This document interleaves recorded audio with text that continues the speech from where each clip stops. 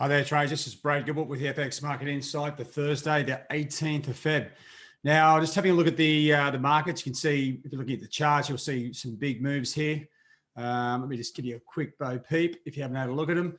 The dollar has had a pretty good day. Now, dollar yen has just been sort of cruising up anyway, but big corrections here across the board on some significant, strong US numbers. Now, some of these pairs have moved more than others, and that's due to other data sort of offsetting the dollar move. So let me just come back to the main page here. So just looking at what came out.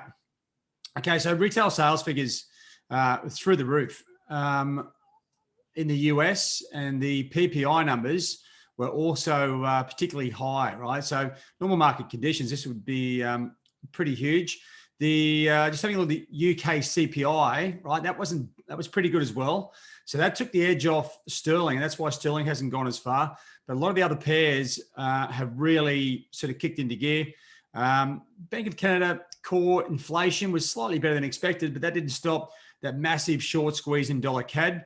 So what that gave us is the data, right? Gives us and think of the NASDAQ as being the main driver of the US equity markets at the moment. The Dow Jones was up 90 ticks, but the NASDAQ down 0.5%. So that was sort of really kicking things along. So risk off, you sell Euro, Aussie, Kiwi, buy dollar CAD, basically buy dollars, right? And that's sort of what we're seeing. You see the dollar block here going down.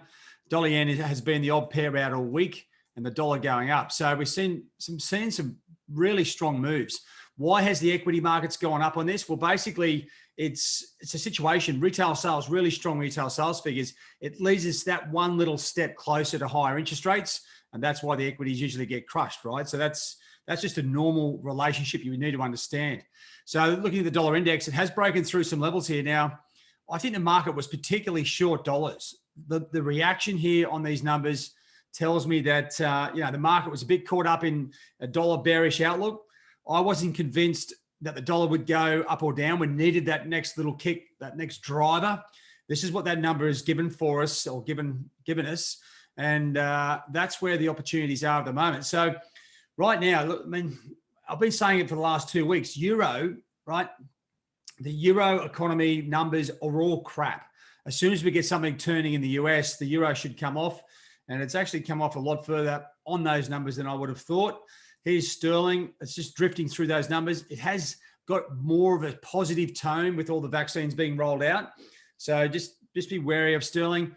The Aussie, well, we've got Aussie employment figures out today. Weak numbers should support that move down in the Aussie. And you can see the Kiwi was totally flogged there. Now, oil is still at 61.67. So I'm not falling in love with this correction in dollar CAD. Don't forget the Canadian inflation numbers, slightly better than expected. Probably an over-exaggeration just on the market being short dollar CAD and dollars in general. I'm not really too interested in dollar yen at the moment, except the yen crosses are all pretty active. And those moves in the Euro, Sterling, Aussie, Kiwi are going to bring those yen crosses back down to almost buying levels. So just keep an eye on that. Dollar Swiss just mirroring that image, or that move on the dollar index. Right, so this has really ignited the markets, okay? And I was saying to our guys, each week there's usually one key event or release that the market focuses on very closely. US numbers there, obviously really coming at an optimum time when the market was craving some sort of direction. Now, the good thing is we do have Aussie employment numbers coming out. We do also have some updated, the jobless claims and some other housing numbers out of the state. So, and the Philly Fed business numbers there as well. So keep an eye on this, because the numbers are reacting. The markets are reacting to the numbers. It's, I would say in this situation, it's more than economic numbers have, strong US numbers, strong dollar, right? And that leads into a weaker equity market. So I think it's more the equity markets are following the data now. This is a good sign for us, because it tells us that the macroeconomic numbers are coming back into play, normal market conditions, and you get more confidence out of trading those. So keep an eye on, coming up, keep an eye on the Aussie, right? Dollar CAD is still going to be on your radar. I think if oil keeps rallying, dollar CAD's just going to come back down. I'm sure of it. The Euro's gone too far now. If I just come back over to the charts, like it's pretty hard to be getting short euro down here, right? You want to start coming back and looking at your daily charts, looking for those daily levels. If anything, you're focusing on some of these resistance levels on the dollar pairs, dollar CAD, the dollar index, and dollar Swiss. And the other, like the dollar block, right? So euro's leading the charge.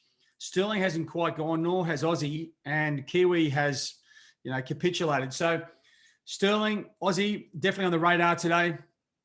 Keep an eye on those pairs. If we get more dollar strength out of the US numbers, then they will play catch up with euro.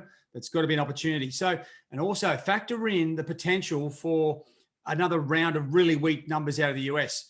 Usually, the way the macroeconomic data is set up, if retail sales are strong and people are spending and buying, confidence is up, business confidence, consumer sentiment is up. That leads into housing and everything else. So we're looking for that connection. If we get that connection in the US, I'll tell you what, it looks like the US economy is bubbling away a lot more than what everyone thought. And that'll lead to a really strong dollar coming through the second half of this month. All right, so keep an eye on that. Plenty to play for. We're going to see, and don't forget, so during the Asian session, just to give you the sort of heads up again.